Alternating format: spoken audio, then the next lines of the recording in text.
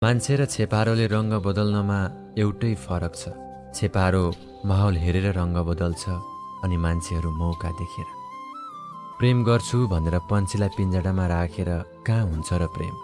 यदि साँचो प्रेम गर्छौ भने पखेटा फिजाएर उड्न देऊ। सुन्दरताको पछि भन्दा पनि सफलताको पछि लाग्नुहोस्। एउटा सफल व्यक्ति बनेपछि सुन्दरता तपाईको पछि लाग्नेछ। थाहा छैन कुन मोडमा ठेस लागेर जिन्दगी समाप्त हुन्छ, तैपनि बाँचुन्जेल देखावटी भए पनि हाँस्नुपर्ने अनि अधुरो सपनाहरू साच्नुपर्ने।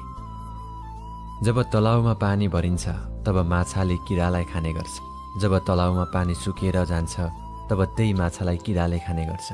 त्यसैले जीवनमा कहिले निराश नहुनु, किनकि पालो सबैको आउँछ, बस ढिलो चाँडो भन्ने कुरा मात्र हो।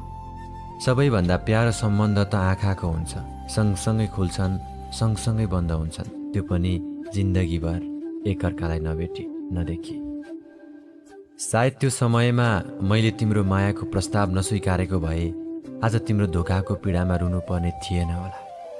कुनै समयमा मेरो हाँसोको कारण तिमी थियौ भने आज मेरो आँसुको कारण पनि तिमी नै हौ। सलाम छ ए जिन्दगी यति धेरै ठक्कर दिएकोमा। हिँड्न नसक्नु नै सही, तर सम्हालिनुको खुबी सिकिए। जो भन्ने गर्छ म तिमीलाई रुवाउने छैन, अक्सर उसैले नै रुन बाध्य बनाउँदो रहेछ। जित उसैको थियो जो लड्न सिक्यो, अनि हार उसैको थियो जो लड्न छाड्यो। कसैलाई मन पराउन केही सेकेन्ड लाग्छ, कसैलाई माया गर्न केही घन्टा लाग्छ, तर कसैलाई बिर्सिन सारा जीवन नै कमी हुन्छ। दुःख त्यस्तो एकमात्र चिज हो जसले म अझै जीवित छु भन्ने आभास दिलाइरहेको हुन्छ। जरुरी हुँदैन दुःख पाउन खराब काम नै गर्नुपर्छ भन्ने। कहिलेकाहीँ राम्रो हुनुको पनि मूल्य चुकाउनु पर्दछ।